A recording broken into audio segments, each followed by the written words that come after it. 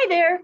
Welcome to our presentation on integrating media arts in the elementary education classroom. I'm Liz Moore, and this is Asia Hester, and we'll be your presenters today. So today we're going to first give some introductions of ourselves and the school that we're coming to you guys from, and then we have two lessons that we're going to present to you today. One using Andy Warhol's screen test with third grade students, and another using 1920s radio broadcast in a sixth grade classroom. And then we'll take questions and answers at the end. So my name is Asia Hester. I have been teaching for 10 years. I spent 5 years teaching fourth grade and third grade in elementary, and now I teach sixth grade social studies, and I also teach creative writing to middle school students. I'm Liz Moore. I have been teaching for 10 years as well. I taught 1 year in the fourth grade classroom and then 9 years as a third grade teacher. We're also both certified arts integration specialists, certified through the Institute for Arts Integration and STEAM, formerly Education Closet. And we're also both school-based magnet coordinators for our magnet school here, which is what we're going to tell you about next. So a little bit about our school. Our name is the Academy for Academics and Arts. We are a public school, but we are also a magnet school, and we have been certified through Magnet Schools of America. At our school, all students kindergarten through fifth grade have the opportunity to take weekly arts classes, music class, visual arts, dance. Second grade, they add in a strings class, and then in fourth grade, they add in a drama class. And our fourth and up students are allowed to participate in our main stage productions, which we have 2 every year. In addition to all of those arts classes, we focus on arts integration within our classroom, and they're engaged weekly with their arts teachers who also embed academic standards within their arts classrooms. So our middle school students are also given the opportunity to dive deeper into those arts. The magnet students in middle school audition each spring for the possibility to participate in visual art, senior choir, show choir. We have an orchestra, a middle school orchestra, a major dance company, a senior dance company. We also have stagecraft, technical theater and production classes, video production classes, journalism, yearbook, creative writing. Our 6th through 8th graders also can audition to be Stars and Clowns, which are our student ambassadors. So that's one of the pictures that you're seeing there on the screen. Our Stars and Clowns are a performing musical theater troupe that perform around the community. They develop their clown personas and they design their own costumes, and then they go out as ambassadors for our school. We also have, like Liz was saying, 2 main stage productions every year. So our students are highly involved in theater, both on stage and backstage. And our magnet theme is arts integration. So before we get started, we want to just show you what definition our school uses for arts integration so that we're all on the same page. We use the Kennedy Center's definition for arts integration, an approach to teaching in which students construct and demonstrate understanding through an art form. Students engage in a creative process that connects the art form to another subject area and meets evolving objectives in both. So the really cool thing about our school is it's not just the academic teachers pulling in the arts, it's our arts teachers also pulling in the academics. So our students get double dipped in everything. All right, I think it's time for my project. So like I said, I have been a third grade teacher for 9 years now. So my project is going to be third grade based, but I will walk you through how you can adjust it for lower and upper. So here we go. My essential questions that we're going to look at is, how do people relate to and interpret media artworks? And how does a person's actions influence what you think about them? We're going to talk a lot about body language with the third graders, which they start to really understand. We do a lot of, what does that look like? What does that not look like? Our media art standard, we're going to observe some media art to see what do we interpret looking at that, and how does context change what we are seeing on the screen. And then for the academic standards, we're talking about character traits and what a character's actions show us about those character traits and how their actions affect their character traits. So here we go. This is my academic standard.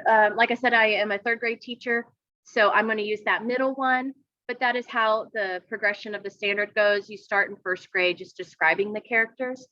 So you could do my project with first graders without doing all the writing portion of it. The writing portion would probably be too advanced, but they could just observe the screen test and watch them.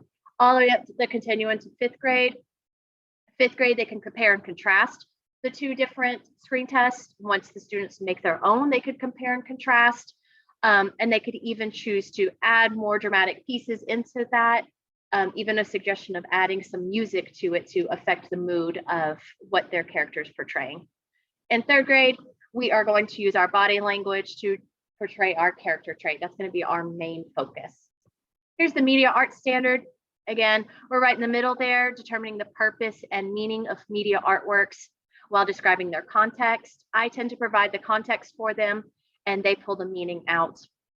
Again, all the way down to first grade, guidance and identifying the meanings of media artworks. Again, they could just observe it and kind of call out what they're seeing.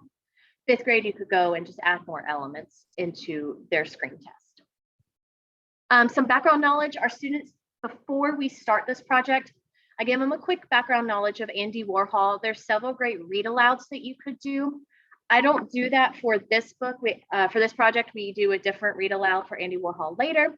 But there are some great read alouds. One is Uncle Andy's, and that was written by his nephew. If you want a little bit more background knowledge, or if you're unsure about him and you just need more guidance, that's a great read aloud to do for your kids. We talk about pop art, and I pull up examples of what his art looked like. Mainly, I pull up the Campbell soup can, and I pull up his Marilyn Monroe portrait that's done in vibrant, bright colors. I tell them, I have to always explain, this is before your phone had those filters that you could just take a selfie and it filters it for you, and explain kind of the process of screen printing to them, and it blows their minds, and it's just adorable to watch. And it's really cute for them to see that he painted a soup can and that was art and people paid millions for it. It's really cute to see their minds expand.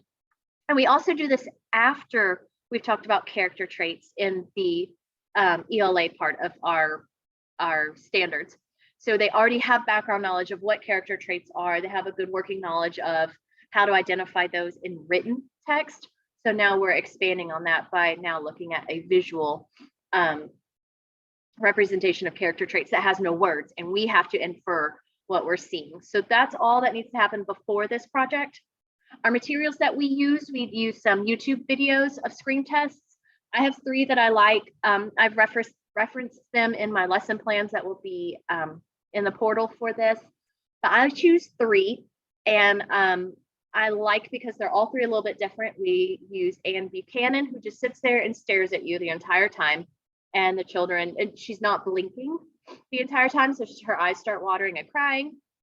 And it's fun to watch the kids realize that she's not blinking. We use Nico, who is sitting there with a piece of rolled up paper, just looking really bored and lonely. And then we use Lou Reed, and I use him last. He's sitting there with his sunglasses on, drinking a Coke. And we just talk about what are these people wanting us to see about themselves. They're not talking. I do have to explain to them that at the time these screen tests were recorded, there was no audio for them.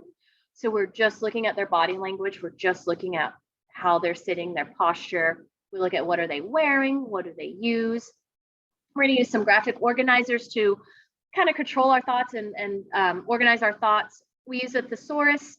I use this one that's online. You can go old school and use a paper thesaurus, but I like this resource because it gives synonyms for their words that they're going to be looking up, but then below it also gives antonyms, which is part of our project that we are going to use. And you're going to need some way to record the students at the very end. I just use my phone and record using my phone, or we used to use iPads, but they're no longer provided in our classroom. So I just use my phone and it works perfectly. All right. So our first step, we watch our screen tests on YouTube, and they're linked within my lesson plan. You can see there's our chart paper where we just wrote down our thoughts, different things, and I don't guide them. I just let them tell me what they see, but they have to defend it. Well, as you see on Anne's, it says she had a neutral face. Well, why do you think it's neutral? Oh, well, she's not frowning, but she's not smiling. I think it's neutral. But then another kid said, well, I think she's mad because at one point her face starts to droop a little bit and it maybe looks like she's frowning.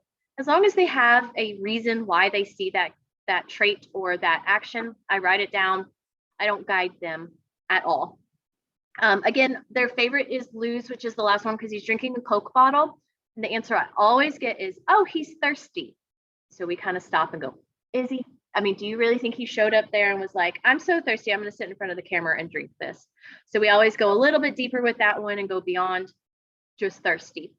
The next thing that we do is after we've watched these, we talk about ourselves and what character traits do we have? Good, bad, and the ugly. I tell them that I love sleep, but sometimes that can make me a little lazy and maybe I just don't want to get up and maybe I'm going to hit the snooze and not do my hair that morning and come in with a ponytail. But that's okay because I have other great traits too. I'm very kind and compassionate. I'm loving. I'm a very positive person. So on that first column, we list the good, bad, and the ugly about ourselves. Second column, we pick some of those character traits and talk about what do you want other people to see in you? Do I want people to see that I'm a lazy person? No, I don't want that. I can be that sometimes, but I don't want people to see that in me. And so we start to narrow down our focus of what do you want others to see about you? Our third step, we narrow it down again and we pick one character trait, one thing about yourself that you want other people to see. And that's step 3. We then use our thesaurus and we go look up some synonyms and we find what does that word really mean? And then we also go look up some antonyms. What's the opposite of that word? You don't want to be these things. It's important to point out that each step is a different day because 8-year-olds, their what is it called? Their focus is not strong enough to do this all in one go. So this is all maybe 10-minute sessions throughout the days. Takes about a week to do this part. And then on to step 4, we write an excellent paragraph where we put it all together. This year, my students needed a lot of guidance through the excellent paragraph. Definitely seeing some pandemic gaps within my students. So this year, I really had to guide them and kind of give them a template of their excellent paragraph. That template I provided within my lesson plans, but it's pretty basic. It's, I want people to see me as, and they give their character traits. Someone who is this, so I want people to see me as happy. A happy person is, and then they give me, there's 2 synonyms. Happy person is cheerful and jolly. I don't want to be the opposite of happy, which is, and they pull in their antonyms. And then the sentence that's always really hard is the wrap-up sentence of, why does your person matter? Why does your character trait matter? Why do we need happy people? Why do we need cheerful people? Why do we need, they love to pick funny. I want to be funny. Why do we need funny people? And that last sentence wraps it up. Then I reveal to them that we're going to do a screen test. I don't tell them that at the beginning. Some kids kind of start to connect the dots, but I don't tell them that at the beginning because I don't want them picking something that's huge or silly on the camera. I really want them to reflect on who they are. That's when I reveal, guess what? That character trait that you picked, you're going to sit in front of the camera and you're going to show us that without talking, just using your body language. And so we start to prepare and we use step 5 there. We talk about our costume. Well, Lou had sunglasses and a leather jacket. Did that help us see him? If I'm showing that I'm happy, do I want to wear my grumpy cat t-shirt that day? Maybe not. If I'm showing people that I'm serious, should I come in wearing a shirt covered with emojis? So we talk about what we're going to wear, talk about any props if they want to have a prop. Just like Lou had his Coke bottle, Miko has her rolled up newspaper that she's reading at one point and uses it as a telescope. We talk through all of that. We always have to talk about what prop is appropriate and does that prop truly show your character trait or do you just want to show off that you have an iPhone? So we have to kind of guide them through there. And then I have them come up with 3 actions that they could do for their screen test or 3 things they could do with their face and body because they tend to freeze up when you pull out that camera. And so often while I'm filming them, I have their paper with me and I'll call out what they said. Oh, remember you said you were going to smile? And they'll go, oh yeah, I said I was going to smile. I was going to wave at the camera. I was going to maybe do a laugh, whatever their 3 things were to kind of help guide them through their screen test. And then we film them. The filming takes the longest because I have to find a quiet space and I don't want the other students watching them film their screen test because I don't want it to influence how they act. So I try to find a quiet space, just me and the student. And that's the hardest part is finding that time to do that. But then we film them. And I think my next slide is some student samples. So before I do that, we film the screen test. Before pre-pandemic, we would have the parents come in and we'd do a big gallery opening and we'd watch all the screen tests. This year, I'm just going to film them and put them in slides and send them out to the families. I also let the students watch each other's screen test afterwards, and we try to see if their screen test matches their paragraph. So the next slide, I'm going to show you, this is a former student. Her paragraph's over on the right side, and you could see her actions in her screen test there. They always start out a little nervous, but then they warm up to the camera. So I chose hers because I thought her word was very interesting. She wanted to be neutral. There was a lot of girl drama happening when we did this project, and so she wanted to be seen as somebody who could be a friend to everyone. I don't fix their paragraphs other than basic grammar and basic punctuation because I want them to feel like they can express themselves. So what's written there is what she wrote with a few adjustments to spelling. And when we watch them as a class, I read their paragraph out loud and we see, do we feel that their screen test matches what they said? What evidence do we see? Do we see evidence of her being calm? She said she wanted to be calm, easy, and a little inactive. And we go, do we see any of those opposite words?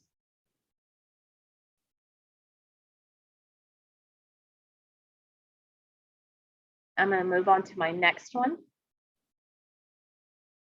This is who wanted to be seen as athletic. And when I show them, I never show them with the sound on because that's how Andy's were. So again, he wanted to be seen as athletic. So do we have evidence of that? And then we look for further evidence. He chose to wear his jersey that day. Did that jersey help show that he's athletic? Did the prop help show that he's athletic? Do we see any of those opposite words? Do we see him being lazy? No. Okay, so he wasn't lazy. Do we see him being soft and lethargic? My favorite thing is about the source is they grab some of those really big words because they sound cool, but they have to be able to use them in a sentence. Well, what does that word mean? Use it with me.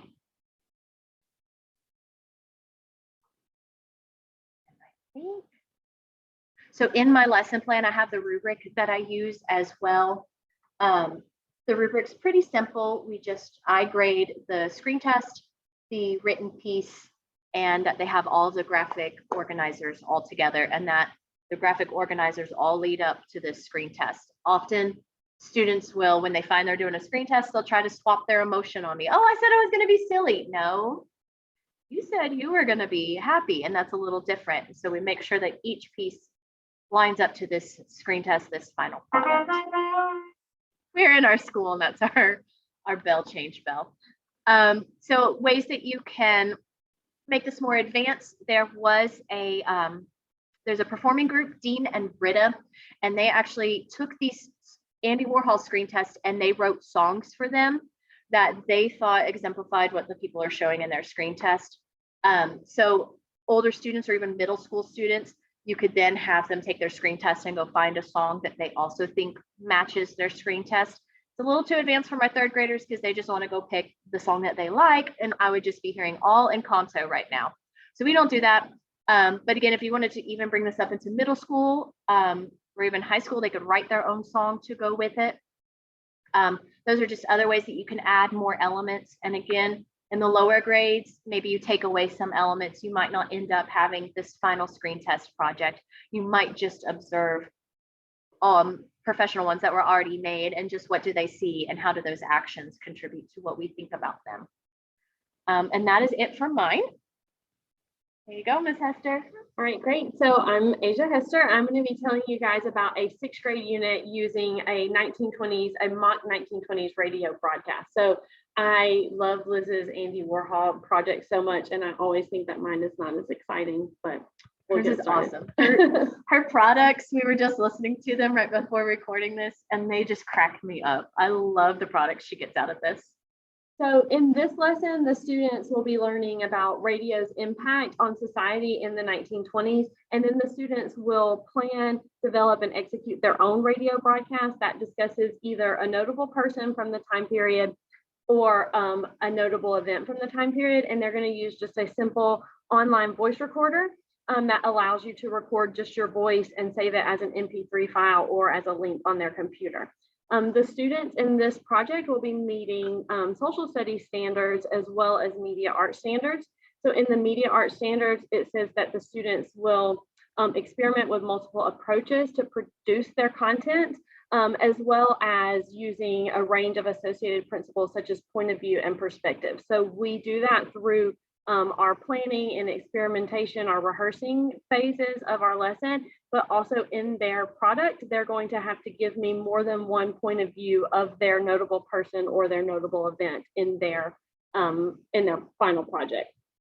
So in addition to those social studies and media art standards, which was our main focus because I am a social studies core content teacher, and this is the arts integration is media arts, but the students are also meeting Common Core writing and research standards as well by using technology to gather their information from multiple sources. They're going to paraphrase, sorry, that's our bell again. They're going to paraphrase that information into a creative format. And they're also going to collaborate with others to produce and publish their writing. And so all of those are also in the 6th grade Common Core research and writing standards. So it's a multidisciplinary project for sure. So our project, the 1920s radio broadcast project, is actually a culminating project that we do at the end of a much larger unit on the 1920s and the Harlem Renaissance. So for the background knowledge, the students really need to have a working knowledge of notable people and important events from the 1920s. This can be done through their social studies classes. If you are an arts teacher, you can collaborate with the classroom teachers and do this lesson in your arts class while the students are learning about the 1920s in their social studies classes.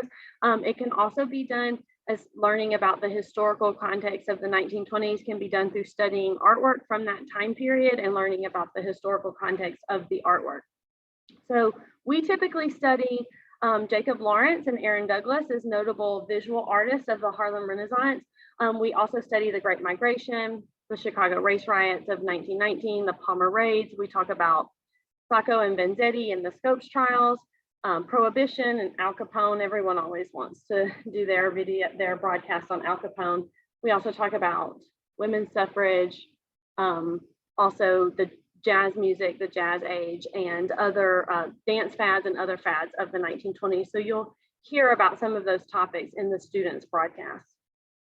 I also included in my lesson plans that are going to be uploaded to the portal. I have the lesson plan for the 1920s radio broadcast, but I also included my lesson plans for the Jacob Lawrence and the Aaron Douglas lessons, where we use their artwork from the Harlem Renaissance to learn more about that time period. And then we also need to talk about point of view and perspective. We do a lot of collaboration here amongst the teachers at our school. So I always collaborate with my English language arts teacher in 6th grade to make sure that the students have some working idea of what point of view and perspective is. But we also do that through our social studies classroom when we learn about the Palmer raids, for example. We look at primary source documents and we look at Mitchell Palmer's perspective, and we also look at a person who's being deported during the Palmer raids from their perspective, and we talk about what that means to have a different point of view or a different perspective. It's a great idea to show the students or let the students listen to clips of radio broadcasts from the 1920s. You can find lots of different examples on YouTube. So we always listen to some samples before we start our recording our own broadcast. There are several different online voice recorders. So in my lesson plan, I've included 2 that the students can choose from, but this one that's linked here on the PowerPoint is the one that most students use this year. And then the students will need some sort of device to record. Our school here is 1-to-1, so each student in middle school has their own laptop, which is really beneficial because the students are able to use multiple laptops for the project. So one student will have their script that they've written on their laptop so they can all read from the script. One student will have the voice recorder on their computer, and then a third student might use their computer to pull up music clips or other sound effects that they want to add as creative elements into their project. But like Liz was saying, the most difficult part is finding that quiet space for them to record, because you really don't want them to pick up, especially for the radio broadcast, the background noises, because we are going to be listening to their sounds. I'm really lucky here at my school. We have a green room that is completely isolated, so the students can use that as a recording studio. We also have a publishing lab for the creative writing and media arts classes, as well as a conference room. So I have multiple different spaces where I can put my students so that more than one group can be recording at one time. But that's definitely the most difficult part, is making the time for each of the groups to have that quiet space to record. And then I also have a rubric for grading their presentations as well. So our first step is that we learn about the 1920s and we listen to those samples of radio broadcasts. We complete those lessons on notable artists of the Harlem Renaissance, Jacob Lawrence and Aaron Douglas. We look at the migration series of Jacob Lawrence. We talk about the Great Migration. We also studied poets, Langston Hughes, County Cullen, lots of other different artists from the time period. So making sure that the students really have lots of different topics to choose from when they get to step 2. So for step 2, I allow the students to choose their own groups for the project, because they are 6th graders, but I really encourage the students to form their groups based on the topic that they're interested in. So we typically take one class period. Our class periods are about 90 minutes long. So in one class period, we will go over the directions for the project. I'll go over the rubric with the students so that they know what's expected of them, and I'll give them some time to brainstorm on their own to decide what topic they might be interested in. Then when it comes time to choose their groups, I ask them to find people that are interested in the same topic as them instead of finding their friends. We talk about how it can be difficult to work with your friends because you're having too much fun and you don't get your work done. So I really encourage the students to think about what part of the 1920s that they felt most connected to, and then to find other students who are interested in that topic instead of finding people that they just want to work with.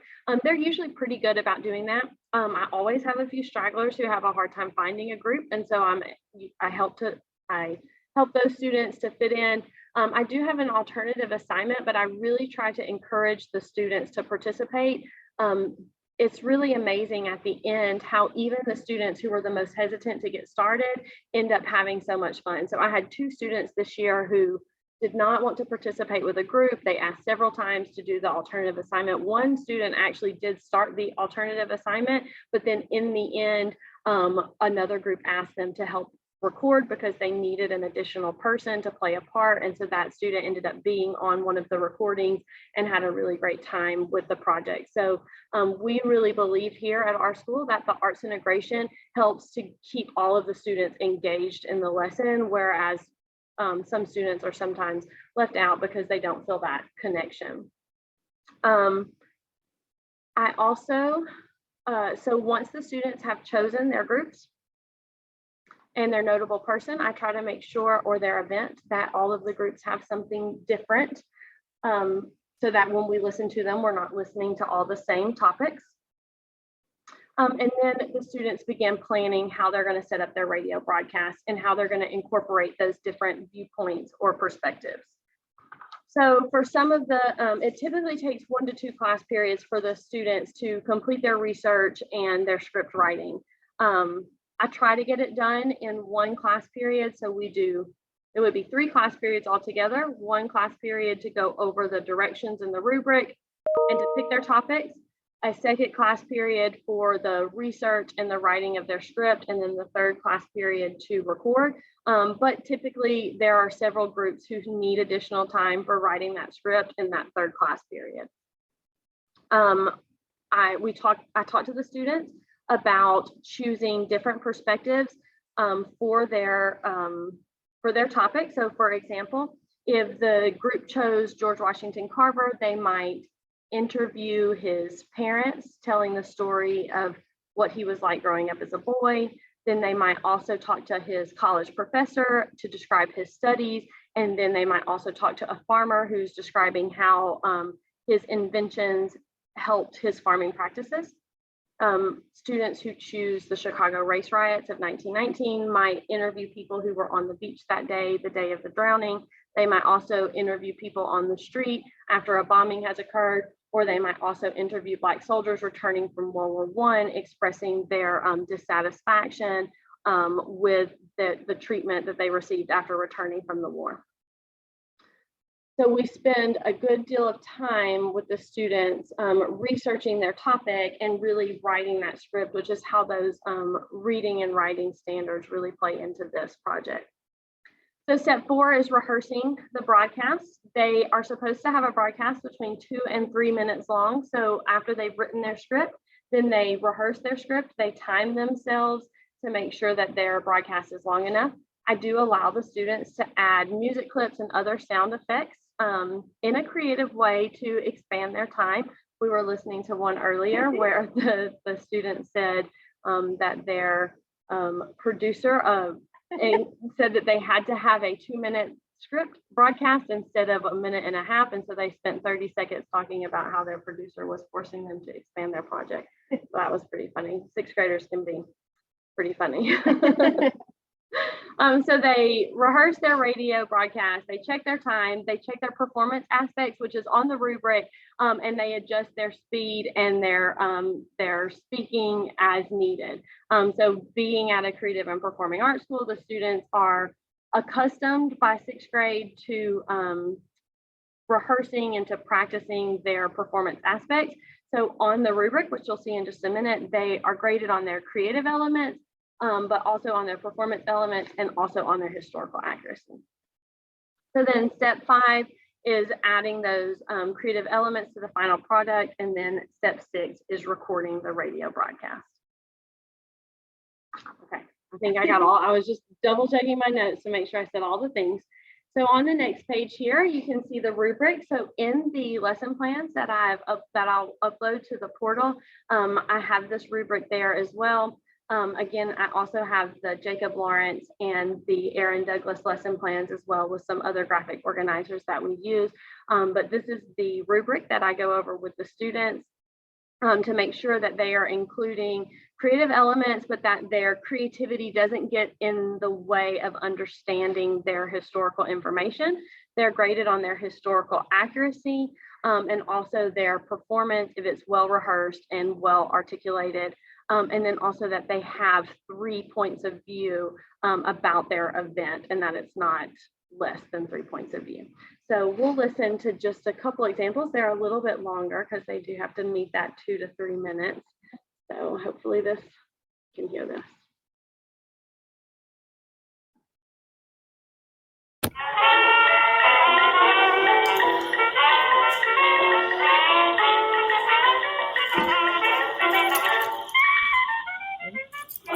Good day, Mr. Palmer. I have you today for an interview on the Palmer raids and why you want communists and anarchists to be arrested or deported. Well, the people of the United States have been cowering in fear of a revolution, and it is my duty as the Attorney General to ensure that the people of America can enjoy freedom and live without filthy reds getting in the way. Interesting, but why are you targeting mostly immigrants? Well, I'm sure you know, immigrants, or aliens, are not originally from around here. The more of them we let in, the higher the chance of a communist revolution. Any Russians we simply allow in could be in back alleys and part of unions, plotting to overthrow the government. Well, I have some news for you. A recent immigrant who has been accused of being a communist is here today for an interview. I will keep their name anonymous due to them preferring that. Hello, Mr. Palmer. I recently came in this country in high hopes of practicing religion freely. I am Jewish and I come from Germany. I heard that the U.S. is full of great job opportunities and under no circumstances I have ever agreed with communism or archanism. Well then, are you saying you have been falsely accused of being a communist or anarchist? Yes, in fact, I have no idea why I would be accused of all of it. All I have done is spending my time working at a small shop to pay my apartment bills. I also spend my Sundays at a local synagogue celebrating my religion. I don't know what would incline Mr. Palmer to find my actions suspicious. Regardless, I am sure of my innocence. Are you sure? I know that me and my men aren't idiots. Just because you would say that you are innocent doesn't mean that you really are. Why does everyone always think that this place has streets paved in gold and many jobs are available? All I have actually found here is a discrimination from people like you, Mr. Palmer. As I have said multiple times, all I want is safety for my fellow citizens. That about wraps it up for today. Thank you for your time, Mr. Palmer, and thank you too, Anonymous Immigrant.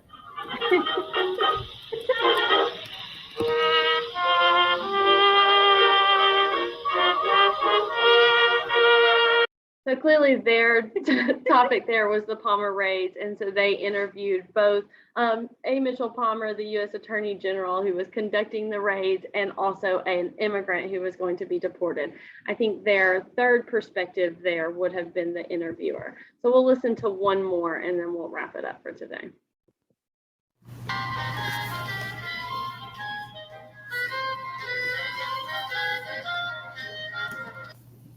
Hello, everyone, and welcome to the Jazz of the Jazz Age. Let's wonder about how suddenly breaking the law has become such a fad.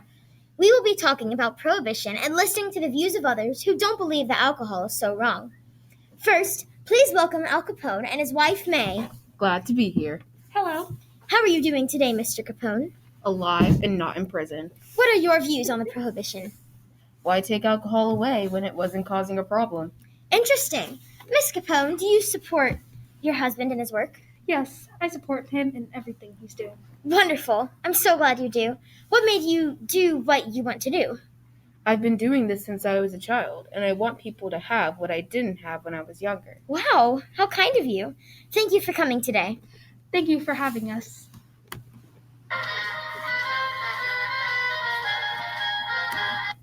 Thank you for listening, but we are not done. Get ready for the apparent speakeasy idol, Texas Gooden. Hello, suckers.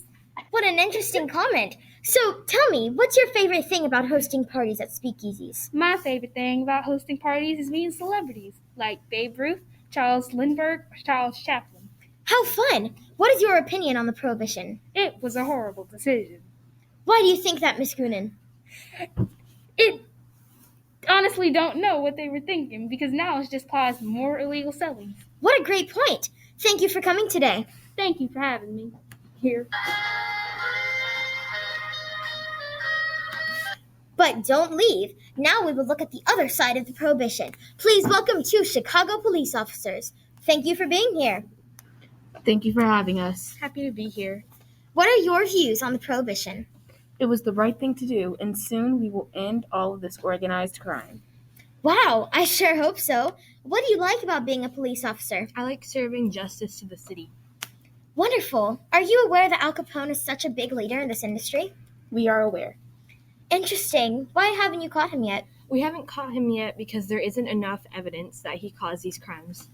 I never realized how hard it is to catch such horrible people. Thank you for being here today. It was an honor to be here. Thank you for having us. Thank you for everyone listening in today. Have a wonderful evening from the Jazz of the Jazz Age. Make sure to tune in for our next broadcast and have a great day. It's so cute. We could listen to these all day, but we will move on to the summary, maybe.